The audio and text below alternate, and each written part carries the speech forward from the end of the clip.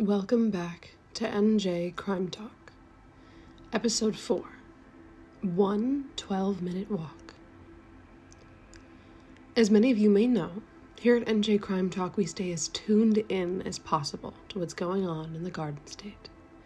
On today's episode, we will explore one 12-minute walk, since we will be discussing a serious crime of a graphic nature. Viewer discretion is advised. On a humid, low 70-degree Tuesday morning in September of 1949, a 28-year-old man decided to take a 12-minute walk in Camden, New Jersey, crossing the corner of River Road and 32nd Street. That man's name? Howard Unruh. Howard was the son of Samuel Shipley Unruh and Frida E. Vollmer, and brother of James Unruh. While the two were young, Samuel and Frida would get a divorce, resulting in the boys being raised by their mother in East Camden, New Jersey. Howard Unruh attended Kramer Junior High School and eventually graduated from Woodrow Wilson High School in January 1939. It was noted in his Woodrow Wilson yearbook that Howard was notably shy, but had ambitions of being a government employee. However, 3 years later, Howard enlisted in the U.S. Army. 2 years after enlisting, Howard would find himself in Europe, actively serving as a private first class in Battery C, 342nd Armored Field Artillery Battalion. Upon first deploying to Naples, Italy, Unruh's unit saw combat in France, Germany, Austria, and Belgium between October 1944 and July 1945. Section Chief Norman E. Cohn would describe Howard as a first-class soldier who never drank, swore, or chased girls, and spent much time reading his Bible and writing long letters to his mother. However, it was also noted that Unruh kept meticulous notes detailing the enemies killed in battle, down to the descriptions of the corpses.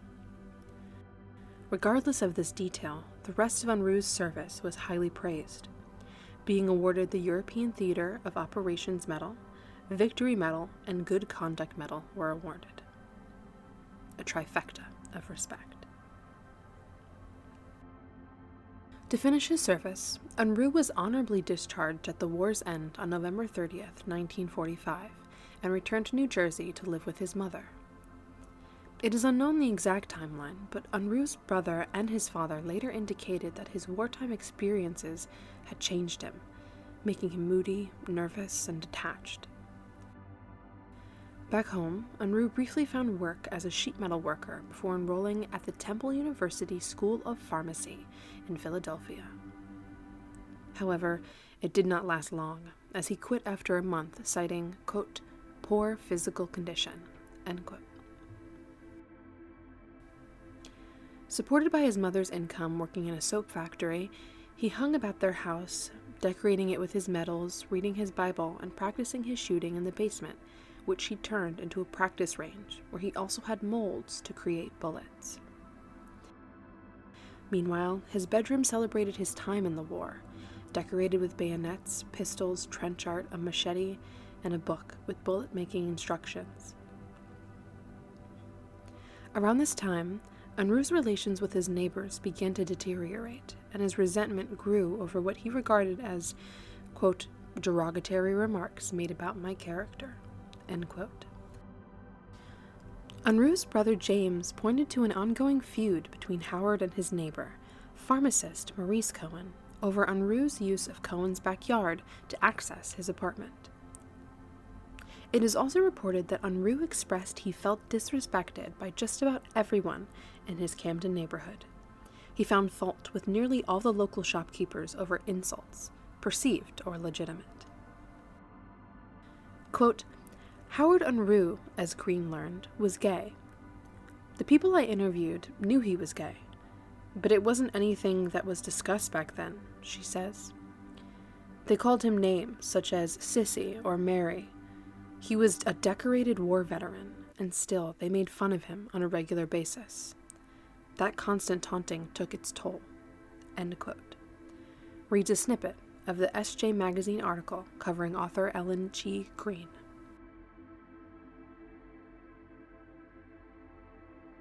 On September 5th, Unruh went to the Family Theater on Market Street in Philadelphia.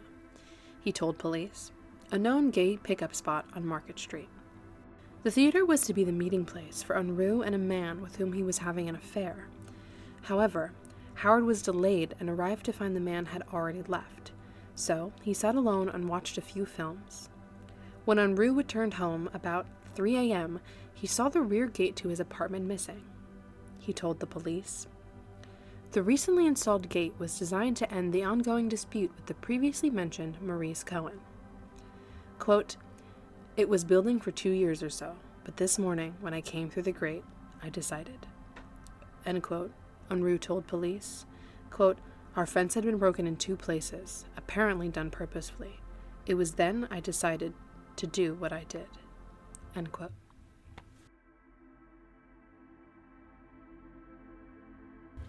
At approximately 7 a.m. on September 6, 1949, Unruh ate a breakfast prepared by his mother. At one point, she approached him from behind as he prepared his weaponry in their living room. This was when Unruh threatened his mother with a wrench, raising it above her head. Later, she fainted at a friend's house a few blocks away. At about 9:20 a.m., armed with his Luger .P08 pistol, an 8-round magazine, and more ammunition carried in his pockets, Howard left his apartment and walked out onto the River Road in Camden. Approaching a bread delivery truck, Unruh shoved his pistol through the door and shot at the driver, missing his shot by a few inches. The driver would go on attempting to warn residents of what just happened, tragically to no success. Unruh would then visit the shop of one of his neighbors, shoemaker John Polark, shooting him in the head, killing him instantly. He next visited the barber shop of another neighbor, Clark Hoover, who was cutting the hair of 6-year-old Oris Smith, sitting on the white pony seat. Howard shot Hoover in the head and Smith in the neck, both fatally. It is unknown if Unruh meant to shoot 6-year-old Oris Smith. Fleeing the barbershop and now running to Cohen's pharmacy, Unruh encountered insurance man James Hutton, shooting and killing him, and he didn't move out of the way, making Hutton Howard's 4th victim. Unruh proceeded to the rear of the pharmacy and saw Cohen and his wife, Rose, running up the stairs to their apartment. Once in the apartment, Cohen climbed through a window onto the porch roof while Rose hid herself and their son, 12-year-old Charles, in separate closets. However, Unruh discovered the closet Rose was hiding in and shot 3 times through the door before opening it and firing once more into her face. Walking across the apartment, he spotted Cohen's mother, Minnie, age 63, trying to call the police and shot her several times. He then followed Cohen onto a porch roof and shot him in the back, causing him to fall to the pavement below. Charles, still hiding in the second closet, managed to escape undetected. Unruh then walked into the middle of River Road and fired at an approaching sedan, killing the driver, Alvin Day, and causing the car to careen onto the sidewalk. He then visited the business of Taylor Thomas Agrino. He was not there, but his wife Helga was, and was killed by the gunman. After firing through the locked front door of a grocery store, Unruh approached a blue Chevrolet coupe waiting at the intersection and shot the occupants, Helen Wilson, her son John, and mother Emma Matlack. The 2 women died instantly, while the boy died later at Cooper Hospital. Unruh then fired through an apartment window, killing 2-year-old Thomas Hamilton.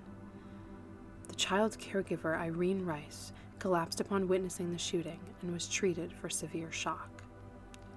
Unruh later claimed that he did not know whom he saw in the window or whether he hit them. Unruh next fired upon another car coming down the street. Its occupants, Charles Peterson and James Crawford, managed to escape to a nearby tavern and survived. Witness William McNeely saw Frank Engel run out of the tavern and shoot at Unruh, but he apparently missed and then ran back inside. In fact, he actually had succeeded in shooting Unruh in the leg, as police discovered only at the end of a lengthy interview with Unruh. Unruh fired at several other people across the street, missing them. He then found Madeline Harris and her son Armand outside their home, hanging out blankets to dry, and shot at them until running out of ammunition.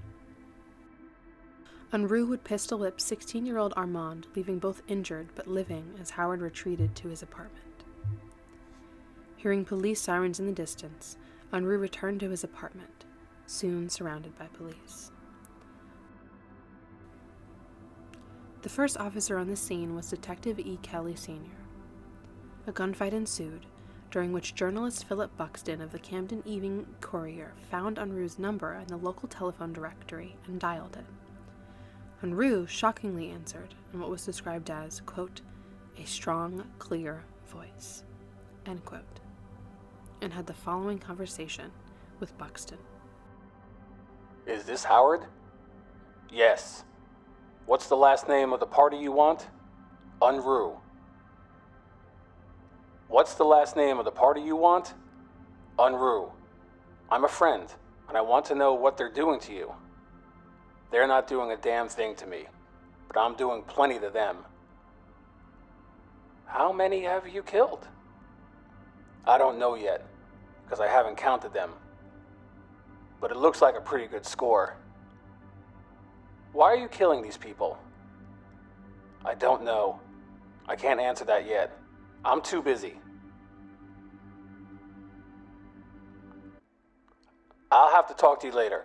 A couple of friends are coming to get me.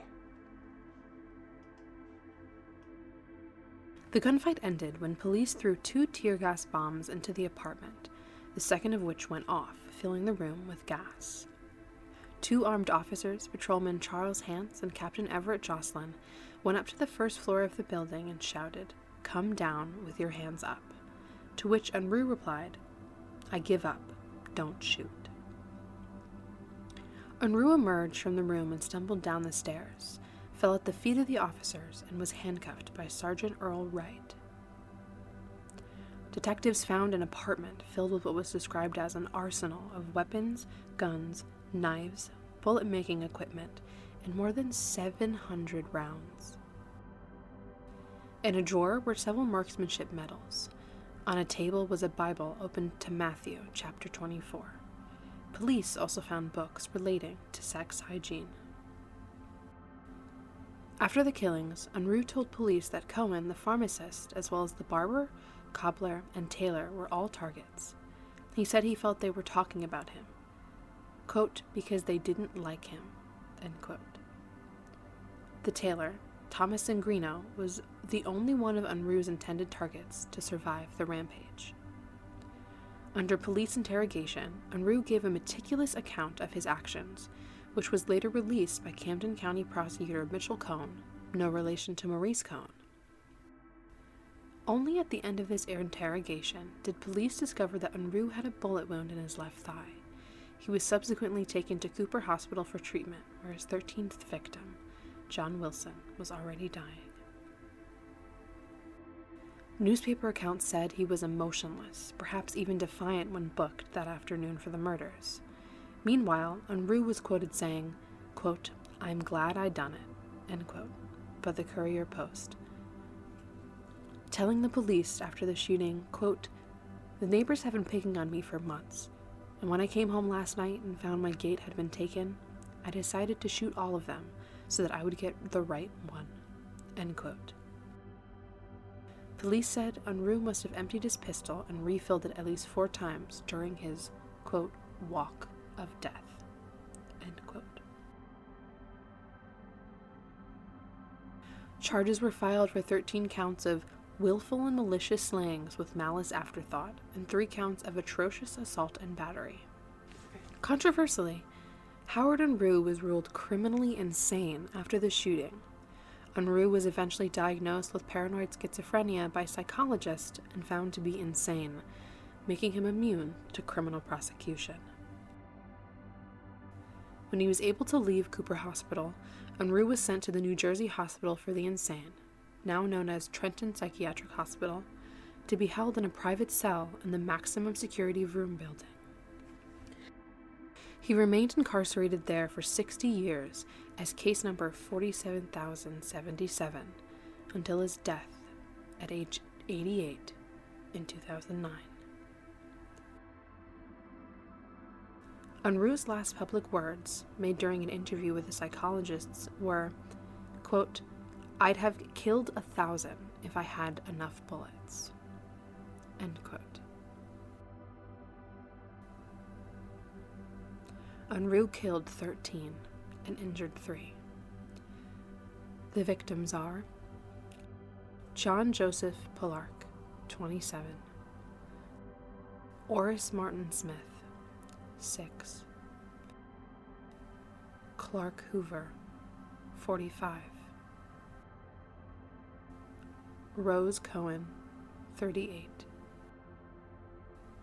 Minnie Cohen, 63, Dr. Maurice J. Cohen, 39, Alvin Day, 24, Thomas Hamilton, 2, Helga Kautzizak Zagrino, 28, Emma Matlack, 68, Helen Wilson, 37, John Wilson, 9, James Hutton, 46,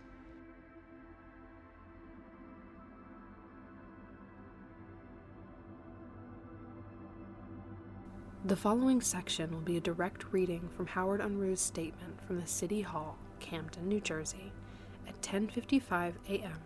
on September 6, 1949. Statement taken in the City Detective Bureau, City Hall, Camden, New Jersey, on September 6, 1949, beginning at 10:55 a.m. in the presence of Prosecutor Cohen, Captain Carroll, City Detective Benjamin Simon, and Sergeant Earl Wright. Howard Barton Unruh, examined by the prosecutor. What is your name? Howard Barton Unruh. Where do you live, Howard? 3202 River Avenue. Camden, New Jersey? Yes, sir. How old are you, Howard? 28 years. Are you married? Single. Who do you live with at home? I live with my mother. What is her name? Mrs. Frida E. Unruh. Do you live there with your father? No. Is your father living? Yes. Is he separated from your mother? Yes. Is he divorced from your mother? No. Just separated? Yes. Do you have any brothers or sisters? Just one brother. What is his name? James F. Unruh. Does he live at home with you? No. He lives in Haddon Heights. Is he married? He is married. Now, Howard, at the present time, you are under arrest charged with the killing and murder of some 8 or 9 people. You are now in the Detective Bureau of Camden City, Camden City Hall. My name is Mitchell H. Cohen, Prosecutor of Camden County. This is Captain Carroll of the Camden City Detective Bureau. This is Detective Benjamin Simon of the Camden City Detective Bureau. And this gentleman is Sergeant Wright of the Camden City Police Department. And the man taking your statement is William B. McDonald, the official court stenographer of Camden County. I want to ask you some questions about how these people met their deaths, but before doing so, I want to warn you that whatever you say in response to any question must be of your own free and voluntary will. That is, it must be a voluntary statement made by you, with full knowledge that whatever you say to me may and will be used against you in court. Now, under those circumstances, are you willing to tell me, if you know, what you did and what happened that brought about the deaths of these people? Are you? I deserve everything I get, so I will tell you everything I did and tell you the truth. You are perfectly willing to tell me all you know and what you did that resulted in the deaths of these people? Yes. Howard, do you work? Not at the present. When was the last time that you were working? The last time I was doing anything was going to school. What school were you attending? Attending Temple University School of Pharmacy. How long ago was that? I started the school in September 1948. Did you go to public school? Yes, sir. Where? I went to a number of grammar schools before I went to Woodrow Wilson Senior High School. Did you graduate from Woodrow Wilson Senior High School? Yes. When, do you recall? January 1939. And from there, where did you go? Went from there, I went to work for Kurt H. Volk. What kind of work were you doing for Volk? There, I was a messenger and worked around the shop, distributing type and so forth. Where is Mr. Volk's business? He is no longer in business. He was bought out by the Armstrong Company located at 35 North 10th Street, Philadelphia. What kind of business is that? Typography, printing, and advertising. How long did you work there? Possibly 2 years. And did you go to school at any time after you graduated from Woodrow Wilson Senior High School? Yes. What school did you go to? Went to Brown Preparatory School. How long did you go there? Went there 2 terms. When was that? That was, I think, from September 1947, and the last term was supposed to be in June of 1948. So from the time you graduated from Woodrow Wilson Senior High School in 1939 until 1947, you did not go to any school at all? No. What were you doing all that time? Holding down various jobs and in the service. When did you go into the service? October 1942. And were you honorably discharged from the service? Yes, sir. When were you discharged? November 1949. Did you have any difficulty at all in the service? None at all. Were you overseas? Yes, sir. What branch of the service were you in? Armored Field Artillery. You remained in that branch of service from the time of your induction until the time of your discharge? The first year was spent in the same outfit, but then they converted. How long did you stay in this country after you were first inducted? From November. From October 1942 until around October 1944, I was in this country. Where did you first go overseas? When I first landed or something? Yes. The first landing was at Naples, Italy. How long did you stay at Naples, Italy? Just a short time, waiting orders. What countries were you in overseas? Italy, France, Germany, Austria, and Belgium.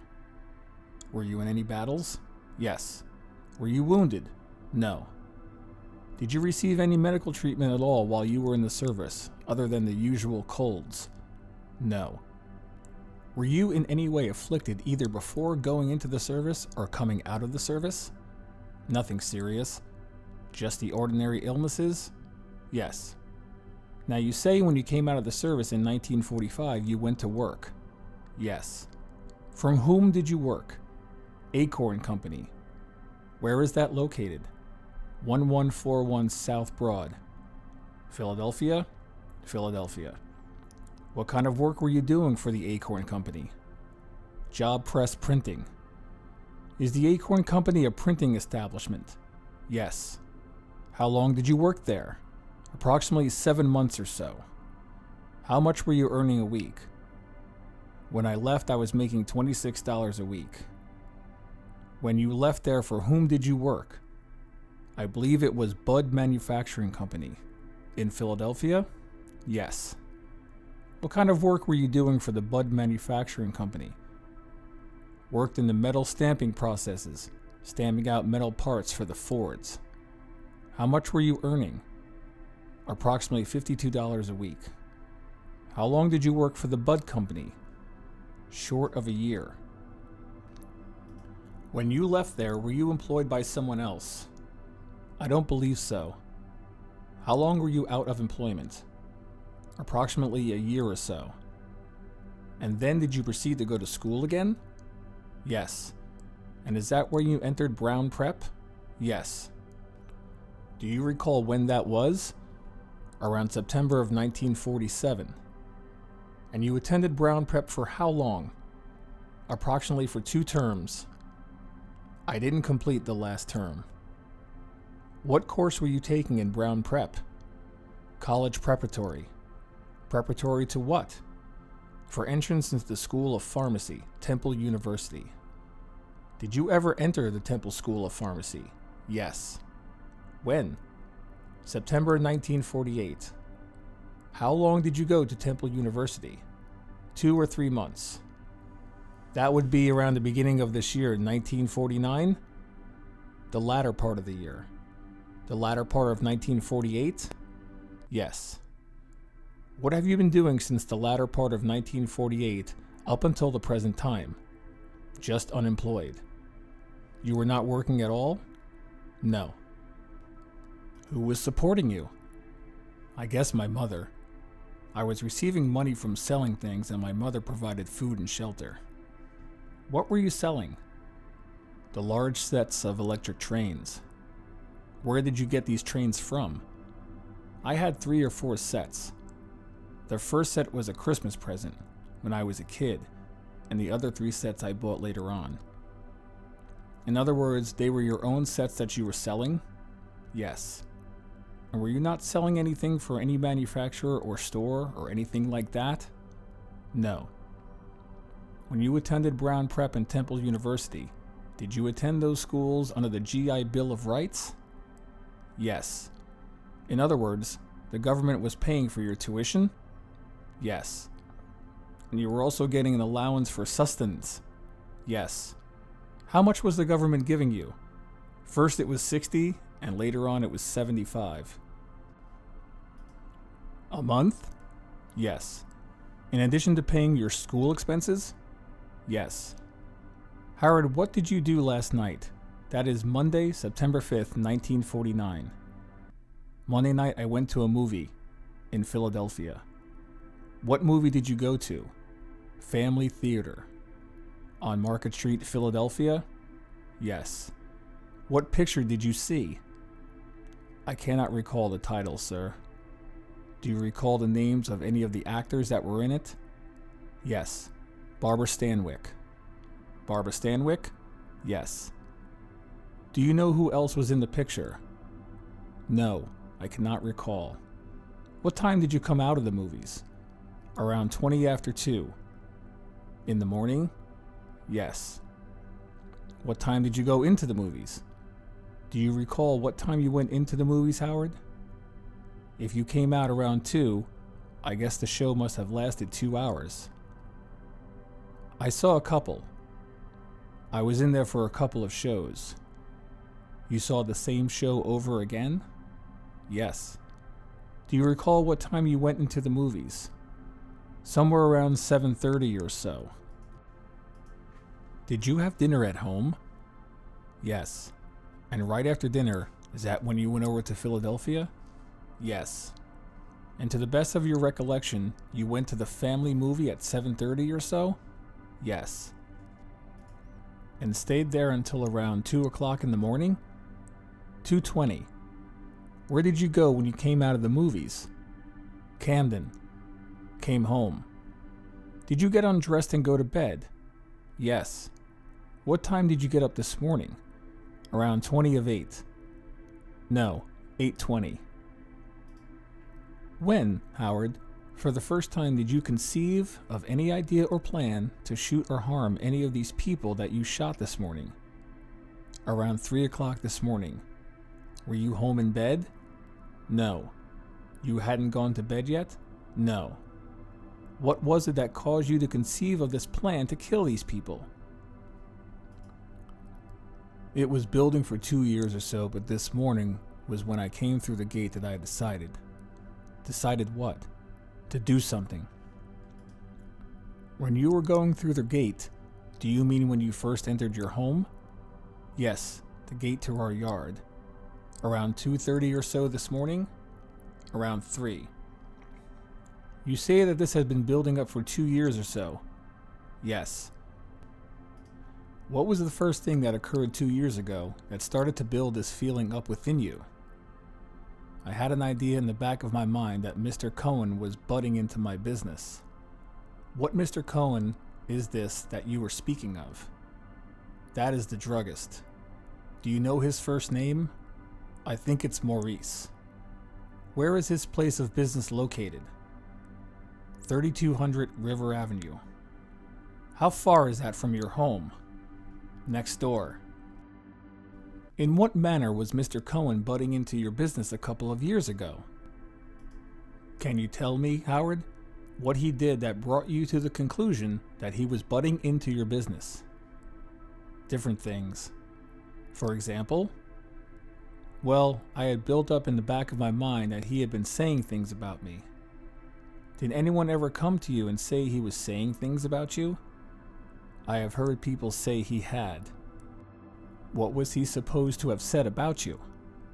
Different things detrimental to my character.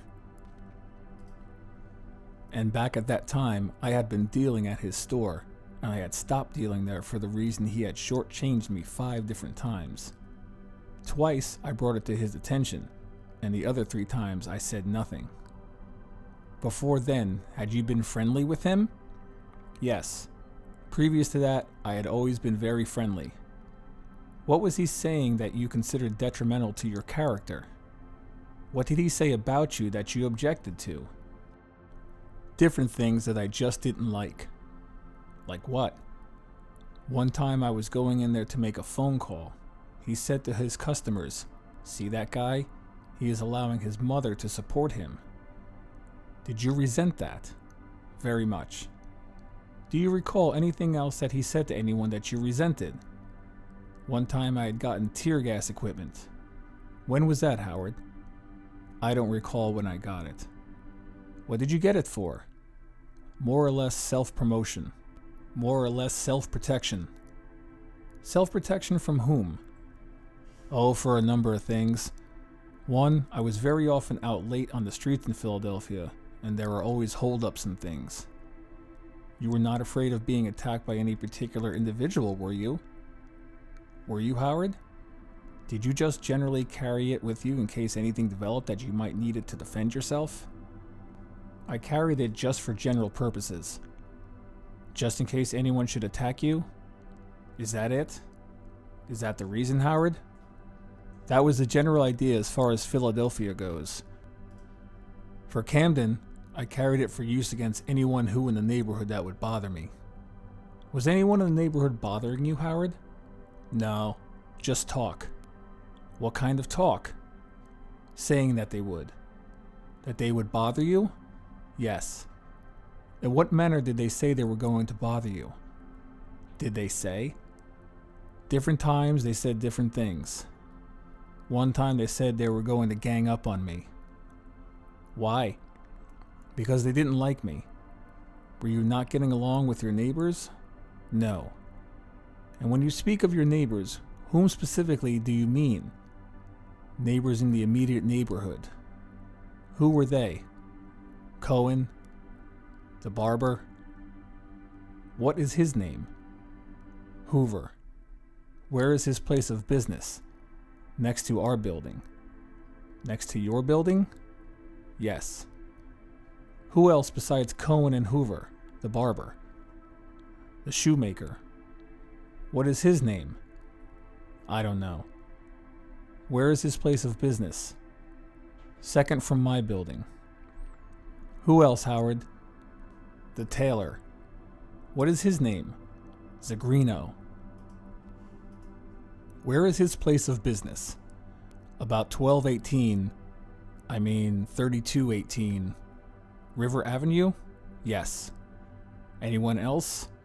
The man downstairs in the apartment building. What is his name? I don't know. Do you live in that apartment building? No. What do you mean when you say the man downstairs in the apartment building? What building are you speaking of? The building next to the tailor's, on the near side to me. Is that an apartment building? Yes. What was he saying about you? He made different cracks about me. One time he told me. One time he was telling me that the shoemaker should have me arrested. For what? Broke up some of the shoemaker's lumber. Did you break up the shoemaker's lumber? Yes. It was during a heavy storm and the water was floating into our cellar. Where was this lumber located? Next to our building. Was the shoemaker making some repairs to his building? Had just finished building. They had just finished the building he occupied.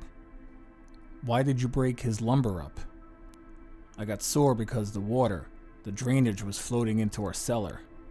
From the shoemaker's building? From the lot. From our lot. Previously, the water had been draining off into the street, and when he built, he dumped all the dirt on the lot, and the water drained into our cellar. Do you have any differences with Mr. Cohen because of some of the improvements he was making to his property that caused the water to seep into your cellar? No, I don't believe any water from his place seeped into our cellar. Where was the water coming from that seeped into your cellar? From the lot next to us, between our building and the apartment building, and in back of the shoemaker and the barber's. Did you complain to the shoemaker about this water that was coming in? I didn't, but everyone else in the neighborhood did. What did he say? You say you didn't or you did complain? I didn't. I didn't say anything to him about the water. Did he correct the situation when it was called to his attention by the neighbors? No. He always had some kind of excuses, that it was someone else's fault. What about your differences with the barber that caused you to resent him? Similar reasons. When he built, he dumped the dirt from the basement on the lot. That consisted of sand and clay, and we had used it as an entrance and exit. To your home? Yes. Did you say anything to the barber about his depositing the sand and clay on the lot that barred your entrance and exit to and from your home? No. You did not? No. Was there anyone else, Howard, besides the druggist, Mr. Cohen, and the barber and the tailor, and the man who lived in the apartment building, that you had differences with? Any other neighbors? The tailor and the guy in the restaurant next to the tailor's. What is his name? In the restaurant? Yes. I don't know. What were your differences with him? Purely that he had been talking about me. What was he saying about you? Various things. He used to hang out there at the corner, in front of our place, making remarks as I passed. What kind of remarks? One time he told me that I had been carrying a gun and wondered why I hadn't been picked up. Have you ever been arrested? No. Have you ever been convicted of any crime? No. Is there any other neighbor, Howard, that you haven't told us about with whom you have had differences? Yes. A kid named Sorg. Where does he live? On North. 900 block. North 32nd. How old is this boy, Sorg, that you were speaking of? I don't know. About 20. What was your trouble with him? He rented a vacant store in front of us during Christmas time to sell Christmas trees, and when I came home from the service, I found out he had run a cord through the floor of the store and attached it to an electrical outlet in the cellar, using our electricity. Did you say anything to him about that? Yes. What did he say? Oh, he offered to pay for it. Did he pay for it? No, because I tore out the light socket. Because when I was in service, the people out there, I think it was the same guy that sold the trees, but I don't know whether he was directly responsible. But anyway, a bill for the light used in that store at that time came to our house, in my name. I have no account with public service. Our bill comes in my father's name, and this bill for the store came in my name. Howard, I show you 3 bullets and ask you whether you recognize these bullets. Yes, I recognize them. What are they? tear gas cartridges. Did you have them in your possession at the time that you were arrested? I did. How long have you had these tear gas cartridges? I wouldn't recall. Where did you get them? From some import company. I had to send for them. You don't recall the name of the company or the address of the company? I think the name is Hagen Import Company. Hagen? Yes. Where are they located? I don't know. Do you recall when you first received these from them? No. I know it was over a year ago. What kind of weapon do you use to discharge these tear gas cartridges? A fountain pen gun. Where is the fountain pen gun? An officer took it from me. Did you have that in your possession at the time of your arrest? Yes. And are these tear gas cartridges you were speaking of when you said you carried them with you for your protection? Yes. In Philadelphia and also in Camden? Yes. Now, Howard, I show you a wallet containing $41 bills and various cards of identification and ask you whether or not you recognize this wallet. Yes, it's mine. It is your wallet? Yes. Was this taken from your possession at the time of your arrest? Yes. Where did you get these $41 bills? I kept them in my gun case at home. And when did you take them out of your gun case? This morning. For what purpose? For the purpose of having enough money on my person in case I needed it. Do you usually carry around with you $41 bills just in case you might need it? I usually carry between 10 and 30. What made you believe you would need 40 this morning? That was all I had left, so I put it in my wallet. Did you plan to use this to defray your expenses of a getaway after you had completed this plan of shooting those people? No, not necessarily.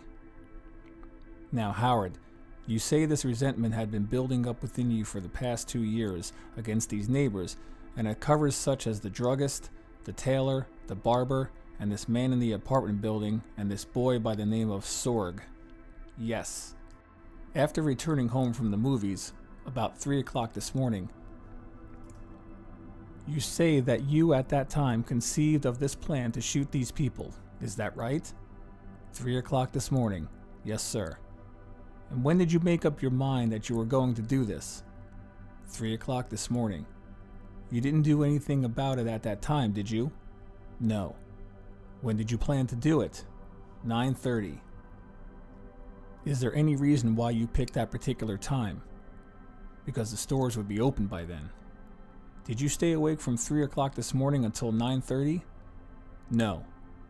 I had difficulty getting to sleep though. Did you finally fall asleep? Yes.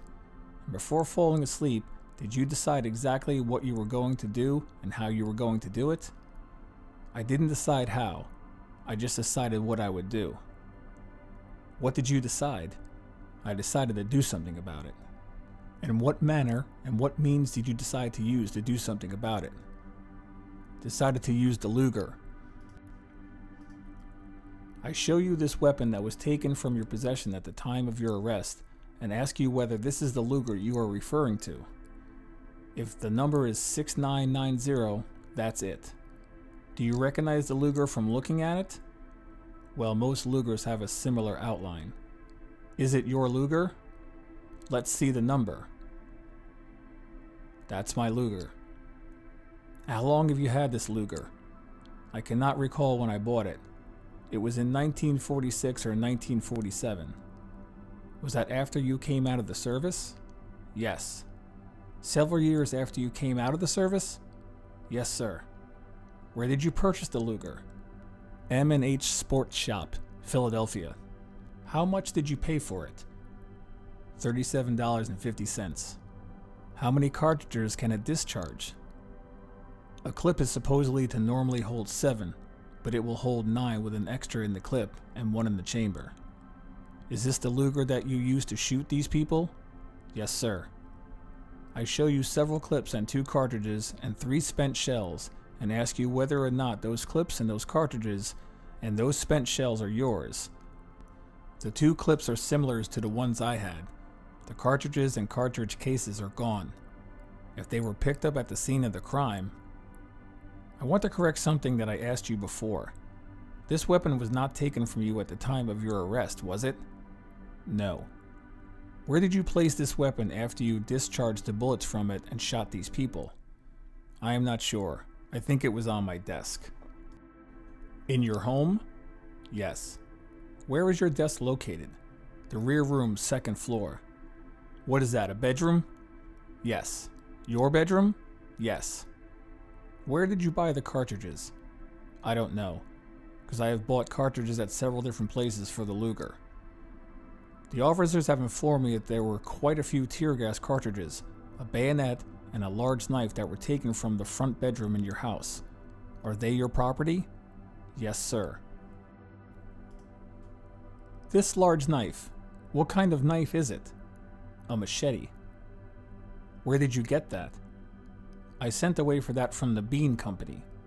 When did you send away for that? Do you remember? I don't recall. I think last year. Was there any reason that you had for sending away for this machete? Yes. What was your reason?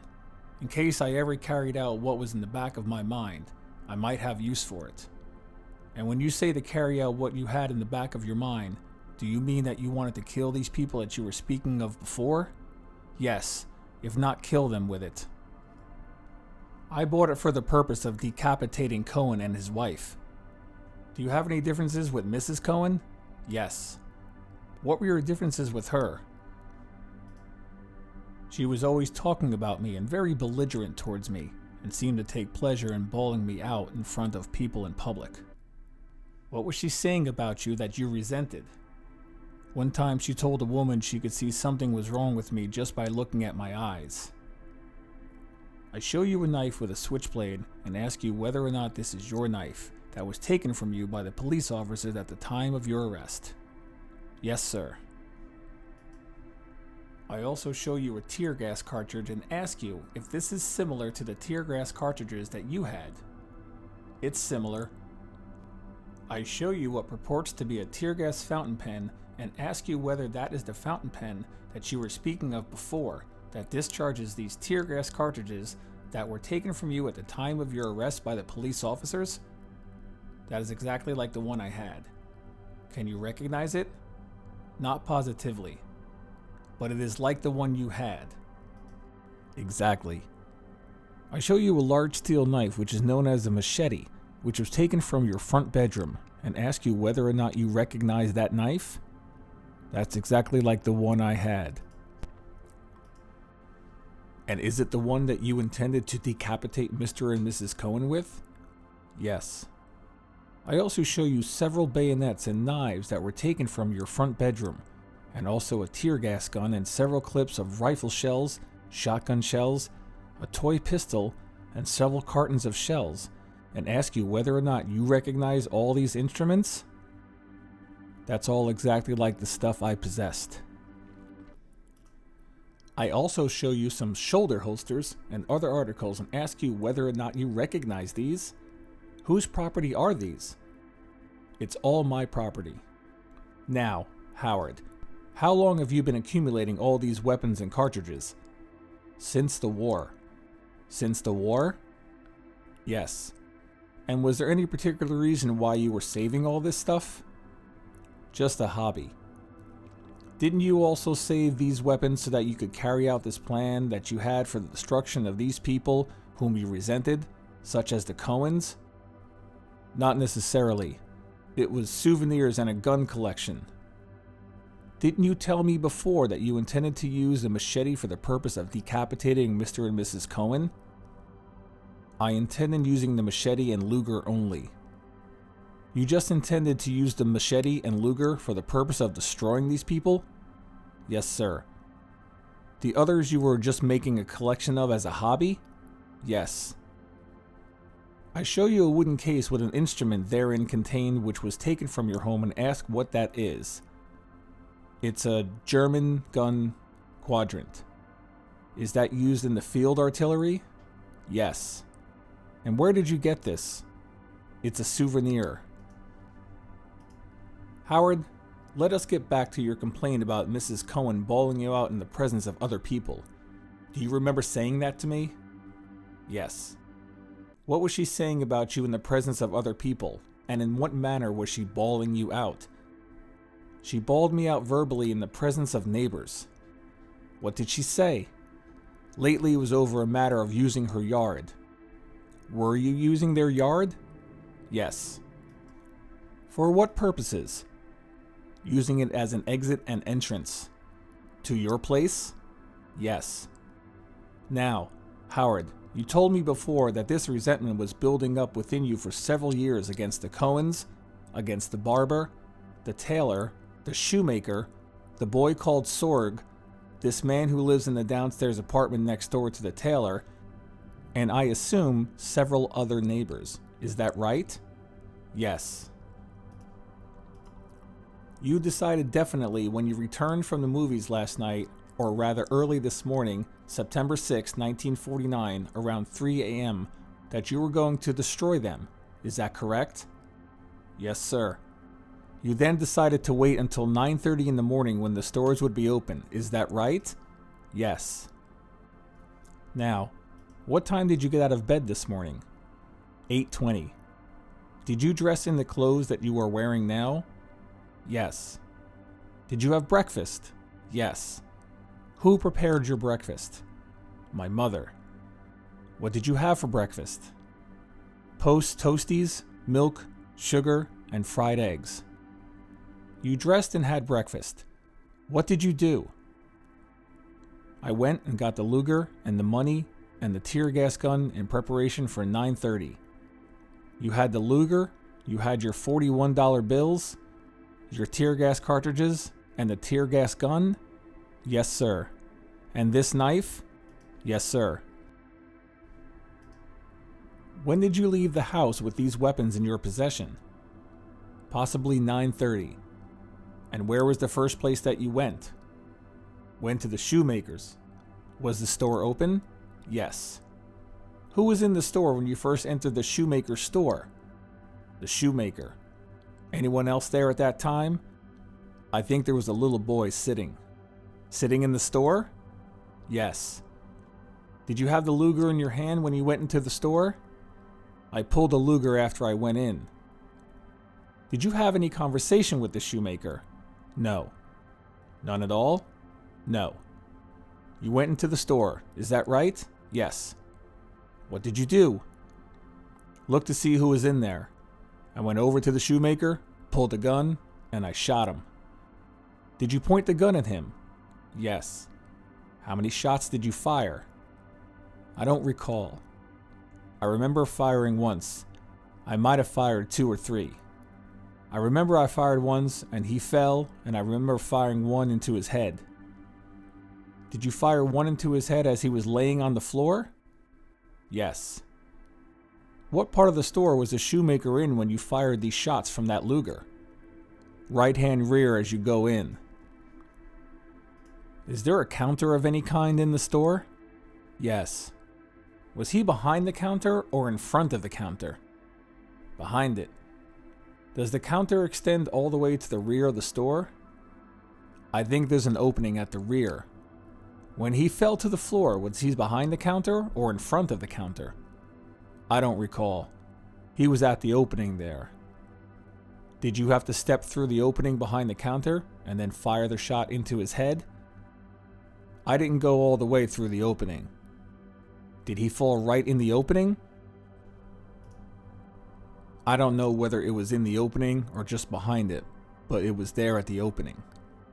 And when you fired your first shot from the Luger, what part of his body were you aiming at? I don't recall. I think it was high on his chest. And you said nothing to him? No. Did he say anything to you? No. What happened to this boy that was in the store? Did he remain in there while you were firing your shots from the Luger? He was in there when I fired, but I think he went out. So that when you left the store, there was nobody there other than the shoemaker lying on the floor. Is that right? Yes. After you left the shoemaker store, where did you next go? I went to the barber shop. How far is that from the shoemaker's? Next door. Was the store open? Yes. After you shot the shoemaker, did you put your Luger back into your pocket, or did you still carry it in your hand as you went into the barber shop? I think I still had it in my hand. Who was in the barber shop when you went in there? The barber and some patrons. Was the barber engaged in shaving anyone or cutting anyone's hair? I think there was a little boy in the chair.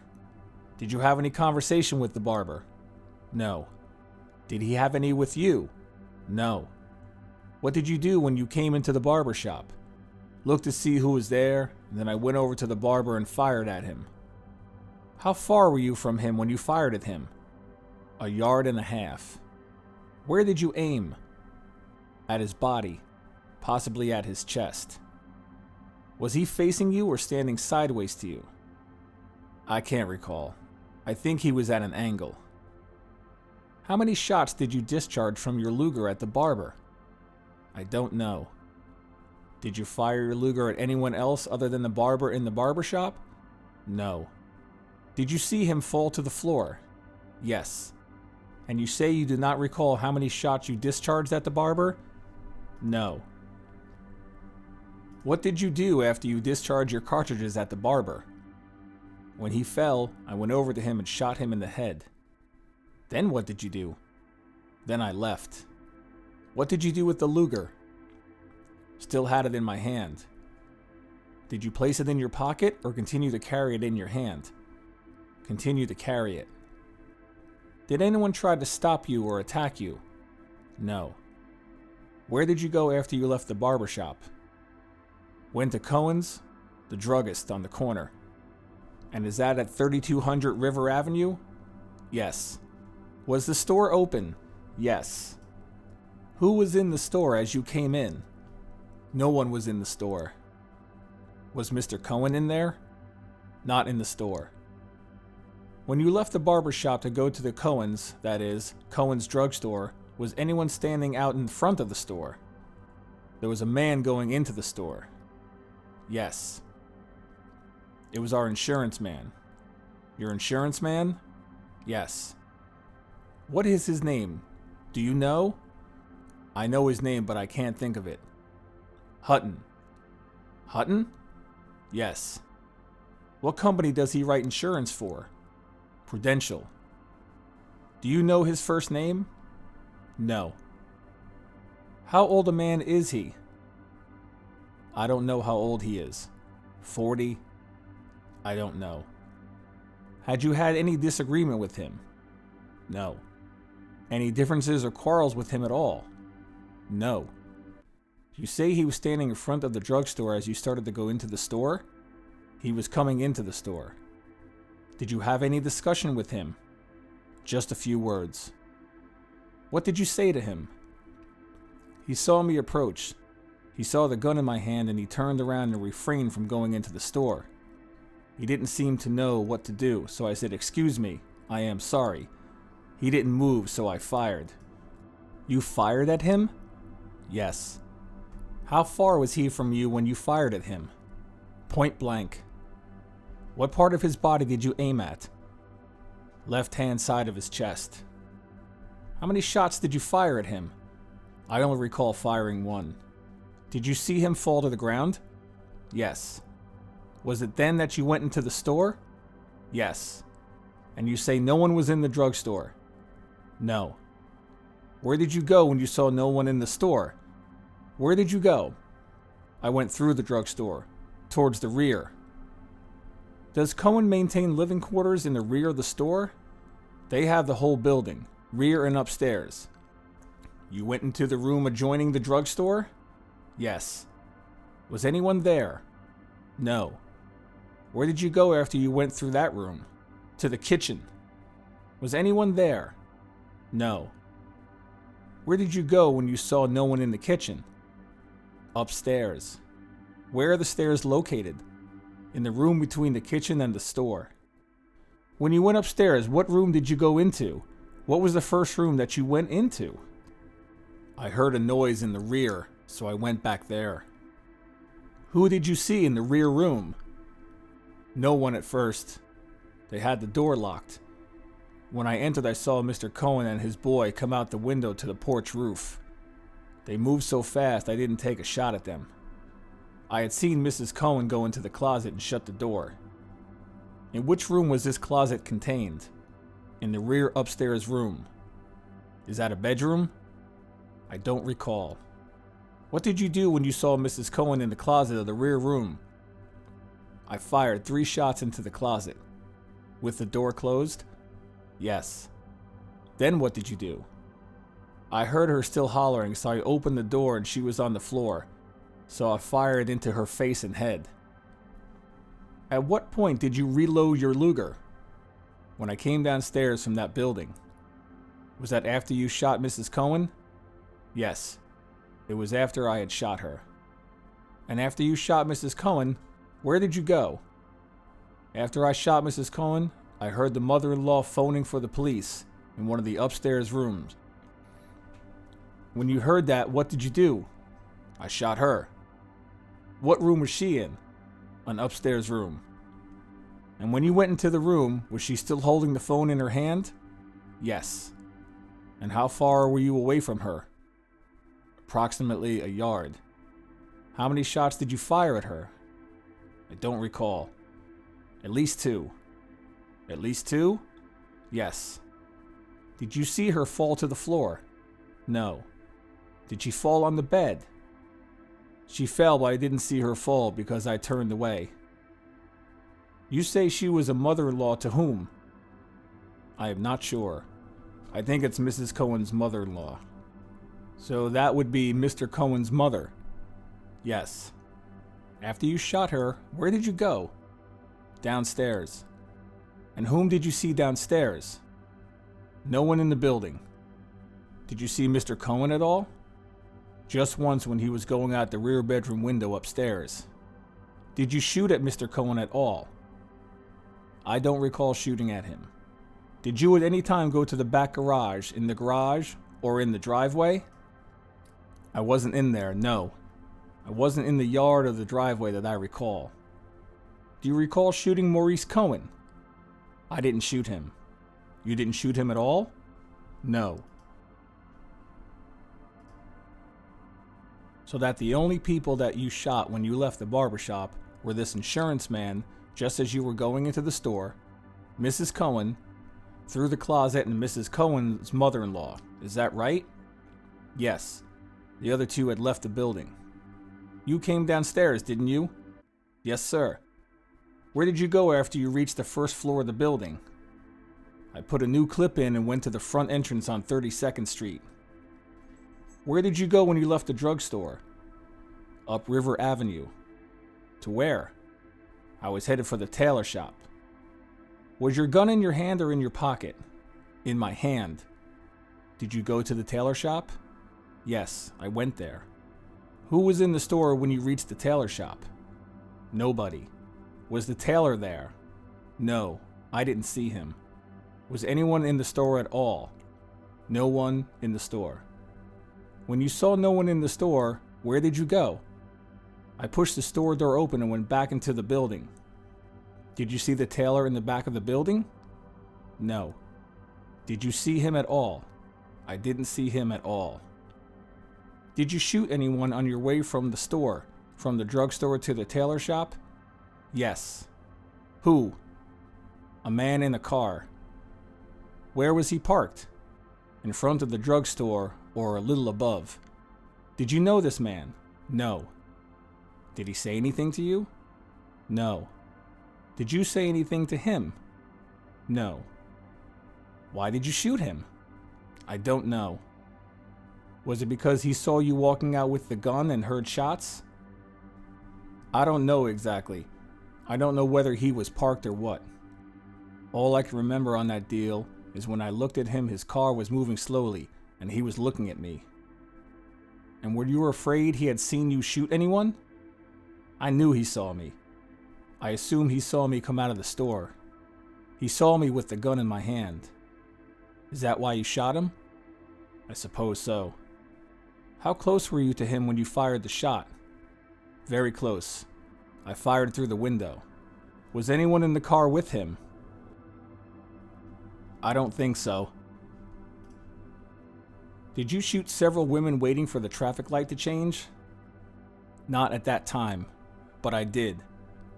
When did you shoot these women? After I had come out of the tailor shop. You went into the tailor shop and saw no one there. Yes. And you came on out, is that right? No.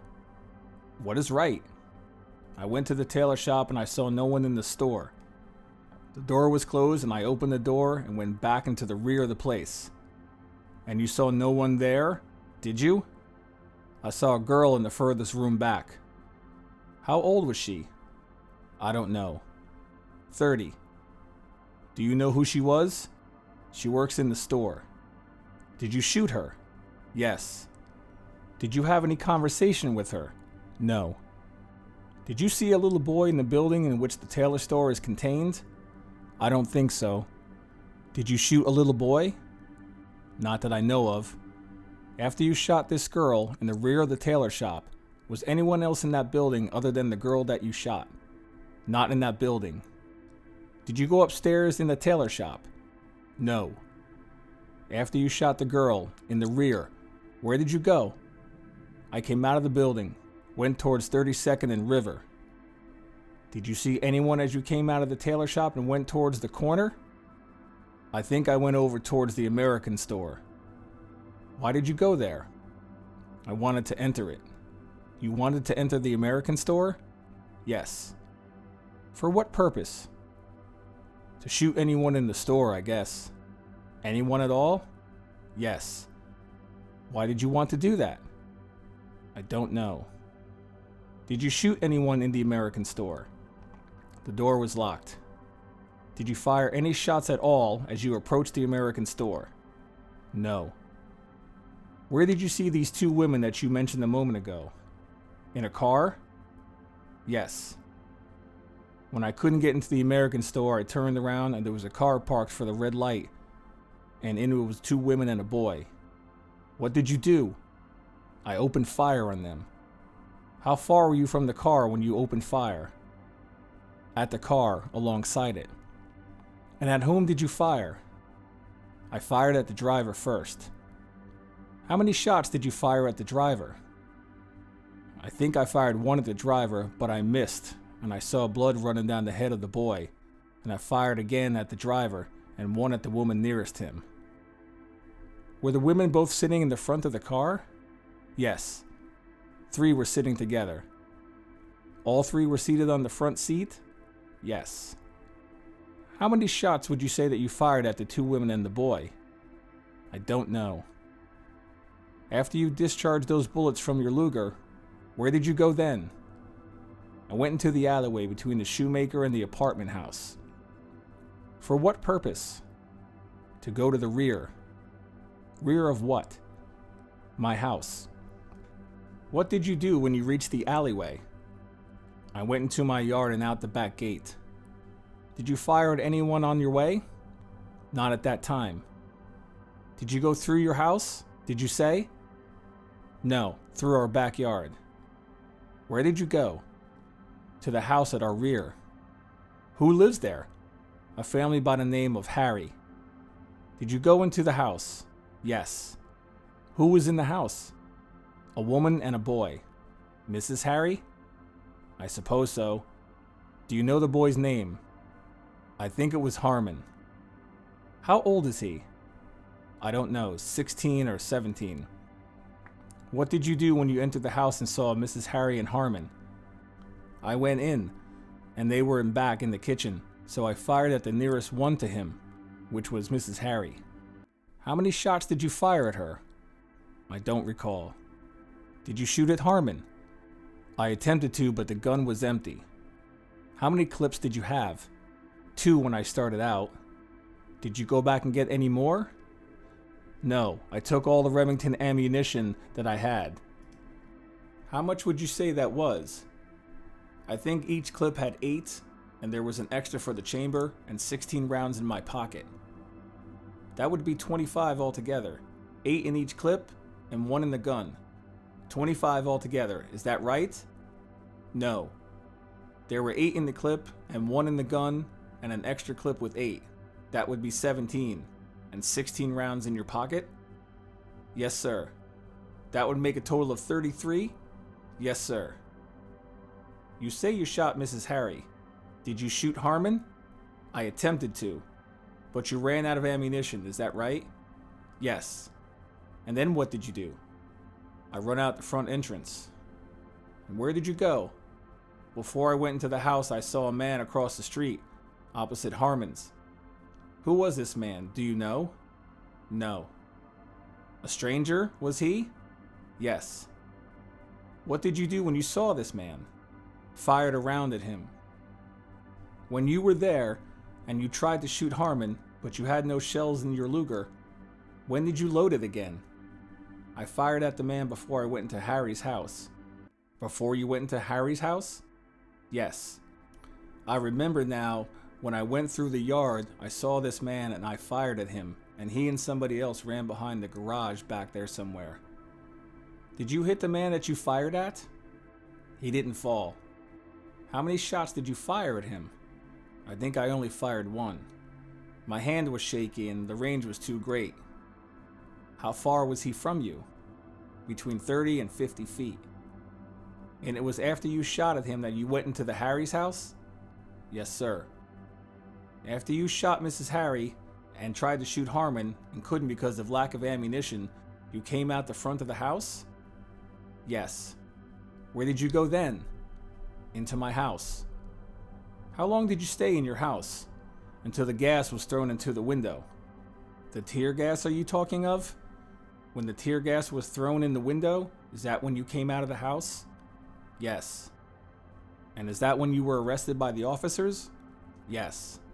And where did the officers meet you? At the rear door. Do you know how many people you shot? No. Do you recall the first one that you shot was the shoemaker, is that right? Yes. And then you went into the barber shop and shot him. Is that right? Yes. And then on your way to the drugstore, you shot this insurance man. Yes. Then you shot Mrs. Cohen in the closet upstairs. Yes. Then you shot Mrs. Cohen's mother-in-law. Yes. Then you came out of the drugstore and went into the tailor shop. No, I fired at someone between them. In other words, on your way out of the drugstore, you shot this man who was slowly moving in his car. Yes.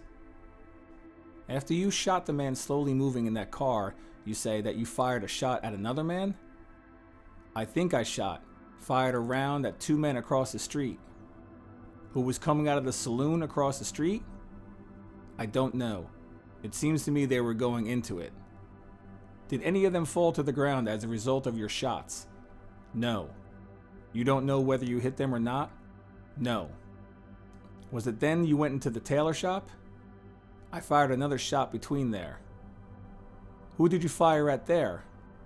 Someone was looking at the apartment window and I fired a shot. What apartment building is this you were talking about? Is that the apartment on River Avenue? Yes. You say you saw someone looking out the window. Yes. Was it on the ground floor or one of the upper floors? Ground. Do you know who it was? No. Just saw someone back in the shadows of the window, so I just fired into them. How many shots did you fire into that window? I don't recall. The officer said 2, so it must be 2. Was it then that you went into the tailor shop? Yes, sir. That is when you shot this woman? Yes, sir. And when you came out of the tailor shop, on your way over to the American store, was that when you saw the automobile parked, waiting for the traffic light, with 2 women and a boy in it? I went to the American store and the door was locked, and I couldn't get in, and then I saw the car parked there. And you fired at these 2 women and the boy? Yes. And from there you went into Mrs. Harry's house? No. Then I went around back of my place, around 32nd Street, and saw the man across from Harry's and I fired at him, and I went into Harry's house. And then the man that you fired at, you then saw him and someone else go back of the garage? Yes. Then you went into Mrs. Harry's house? Yes.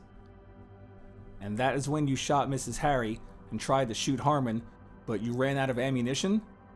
Yes, sir. And for Mrs. Yes. And that is when you shot Mrs. Harry and tried to shoot Harmon, but you ran out of ammunition? Yes, sir. And from Mrs. Harry's house, you went where? Into my house. Did you shoot anybody on your way from Mrs. Harry's house to your house? No. Do you recall shooting Mr. Cohen? I didn't shoot Mr. Cohen. You are sure of that? I don't recall. If I did fire at him, I don't recall. Was there anybody with you during the course of these events? Nobody. Did you consult anyone? No. About your plans? No. So that all that you did was purely your own idea? Yes. And your plan was carried out by you alone? Yes. Did your brother know anything of your plans? No. Was your brother home? No. At all this morning when you were there? No. He hasn't lived home. Did you ever tell your mother what you planned to do? No. Did you fire any shots at Mr. Cohen or his boy as you saw them going out the back porch? I don't recall. It seems to me that since you are keeping after me on that point, I must have killed them.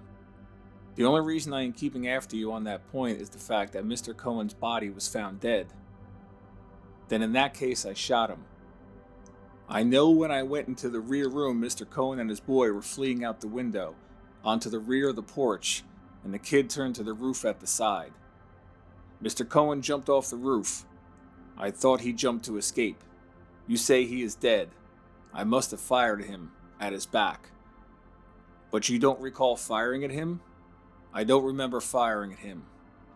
Now, Howard, can you recall shooting anyone else other than the people you have already mentioned? Can you? No, I cannot. Have you told me everything that you know about that occurred?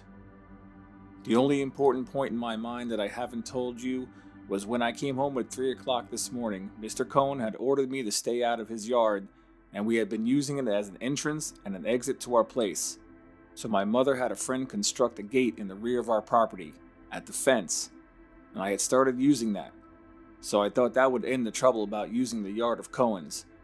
But at 3 a.m. this morning, when I came home, that newly constructed gate and our fence had been torn off and wasn't there, had been taken somewhere, and our fence had been broken in 2 places, apparently done purposely. It was then I decided to do what I did. Let me understand you, Howard. The drugstore that Cohen operates is on the corner of 32nd and River Avenue? Yes. And you live right next door? Yes. Is there any ground or alley or lot between the drugstore and your house? No. Well, that gate you are speaking of, is it in the rear of your house? The new gate was in the rear. It opens out onto the Harry property, the property that Harry built. Harry who? That's the last name. The woman and boy. Is it Harry or Harris? I think it's Harry. So when you referred to Mrs. Harris, you meant Mrs. Harry? Yes. And her son Harmon Harry? Yes. What dispute could you have possibly had with Mr. and Mrs. Cohen about the rear of your property, which opened up to the Harry property? None on that dispute. We have been using their yard. Whose yard? The Cohen yard, and he ordered me to stay out. But you came through Cohen's backyard and went to the rear of your property? Yes, using that as an exit. And did you go across their yard on 32nd Street? When I was using their gate, do you mean? Yes. Yes, sir. You say the Cohens have objected to you using their lot as an entrance to the rear of your property? Their yard, yes. Did you have a gate constructed? My mother had a gate constructed in the rear of our property leading to the Harry property. And when you came home at 3 o'clock this morning, you noticed that the gate broken down? Yes, sir. Do you know who broke the gate down? No. Did you come to the conclusion that it was Cohen that broke the gate down? No. Didn't you tell me that when you saw this gate broken down, it was then you made up your mind to get the Cohens for this? That's when I decided to do what I did, not necessarily the Cohens. How could you obtain revenge against the party who broke down the gate if you say you don't know who it was that broke the gate down? I couldn't very well. All I remember is the shoemaker and the barber recently said they were going to give me a chance to use my gun, so I thought it might be them. You just thought it might be them? Yes.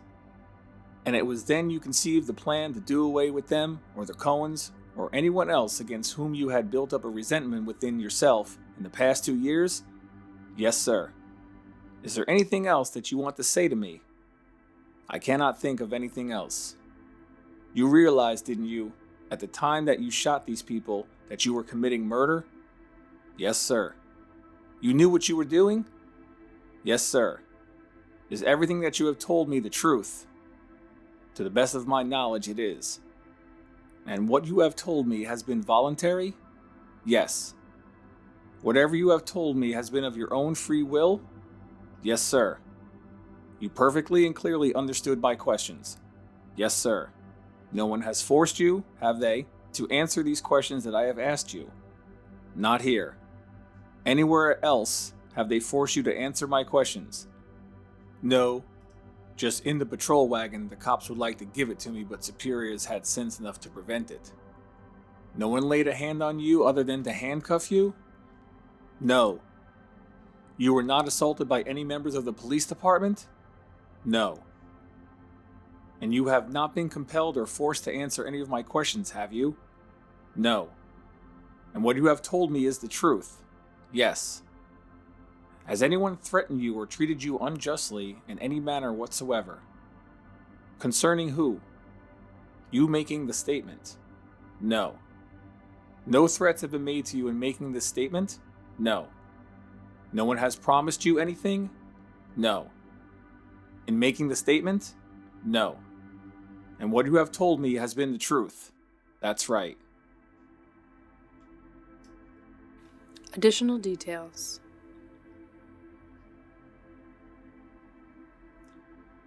America's first mass shooter. In 1949, Camden, New Jersey was rocked by a tragic event that would leave a lasting mark on American history.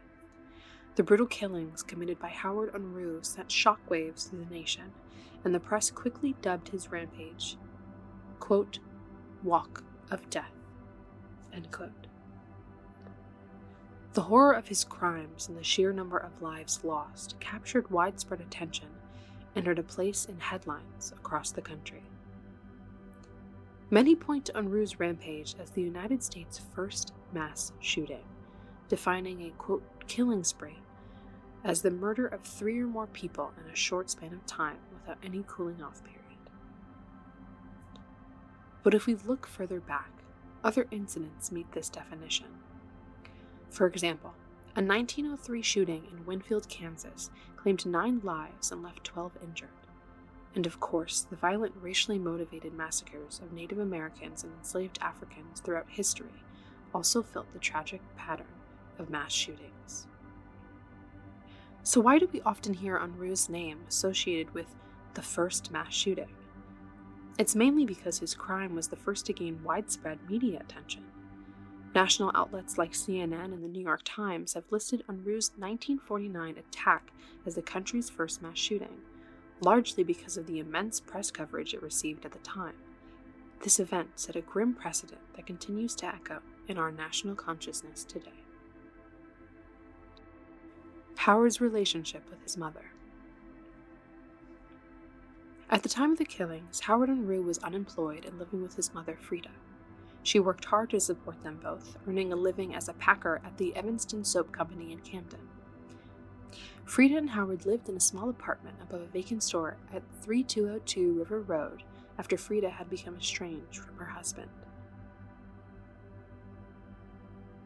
On the morning of September 6th, a chilling encounter occurred between a mother and son.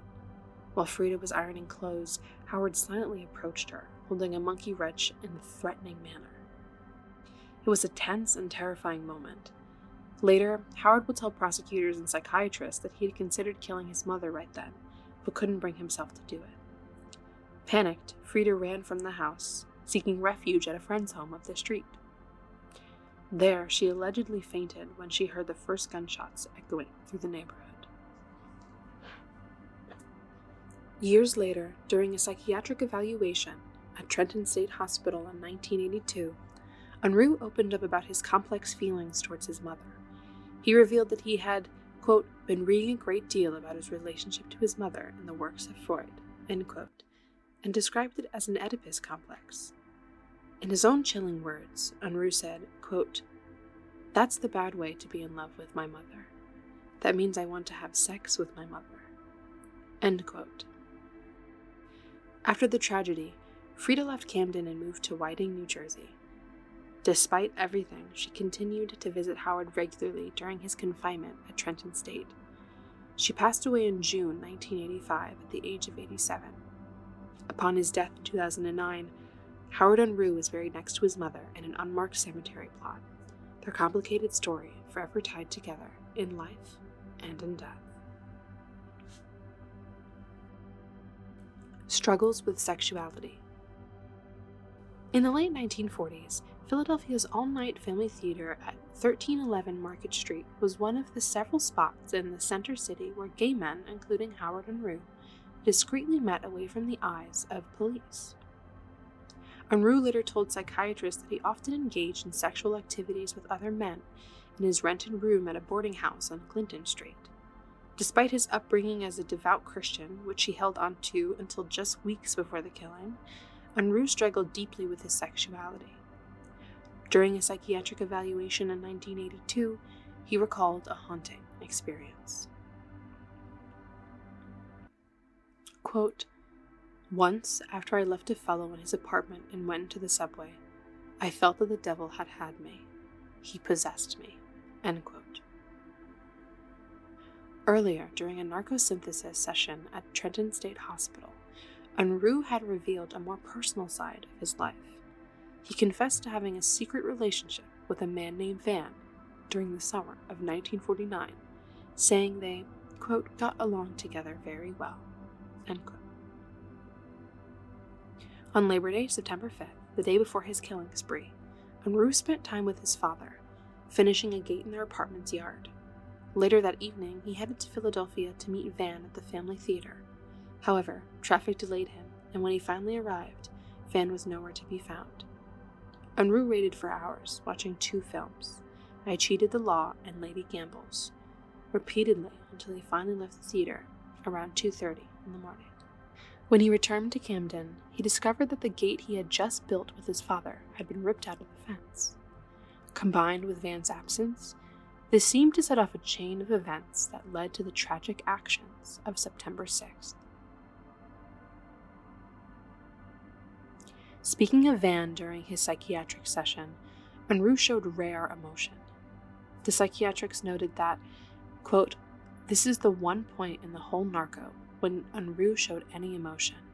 He appeared to be a little tearful and depressed at this time," end quote. The Cohens and repeated history. Maurice and Rose Cohen owned the River Road Pharmacy at the corner of River Road and North 32nd Street, which served as an unofficial gathering place for the close-knit residents of Kramer Hill. The husband and wife lived in an apartment above the shop with their 13-year-old son Charles and Mr. Cohen's mother Minnie. Additionally, the Cohens owned the adjoining, then vacant, storefront and rented its second-floor apartment to Howard and Frida Unruh. Of the many paranoid delusions Howard Unruh harbored towards his neighbors, his grudge against the Cohens was the most serious.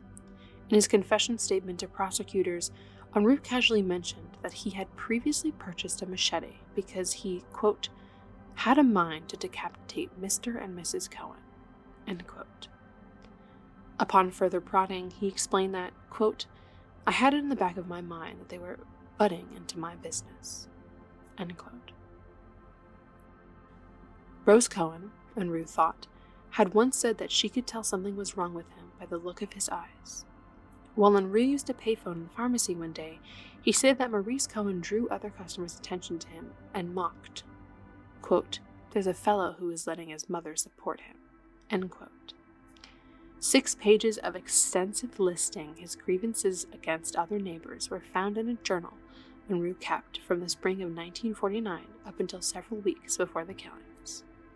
Among them were such perceived wrongs as Charles Cohen loudly playing with a bugle, Rose Cohen slamming a screen door late at night, and that once Maurice Cohen had shortchanged him.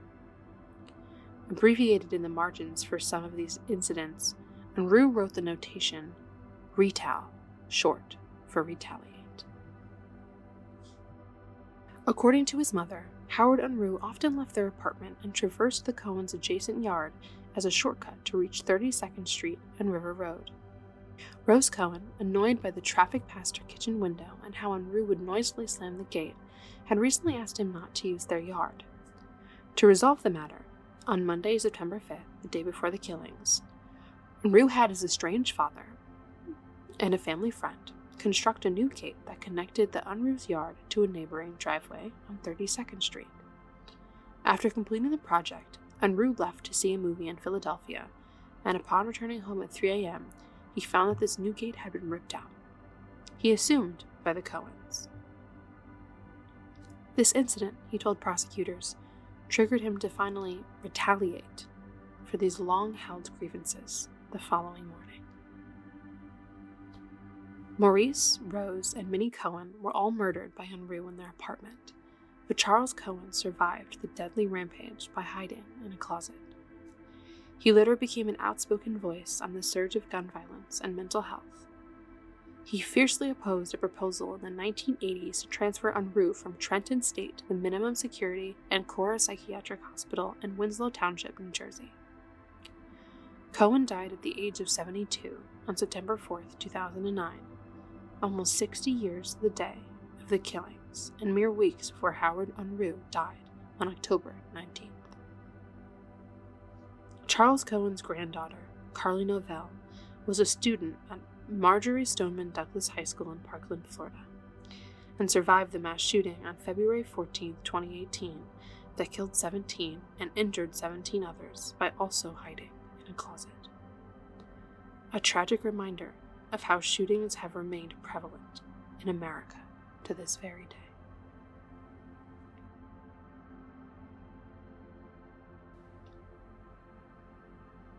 Thank you for watching. This has been Ronelle Pearson with NJ Crime Talk. Take care.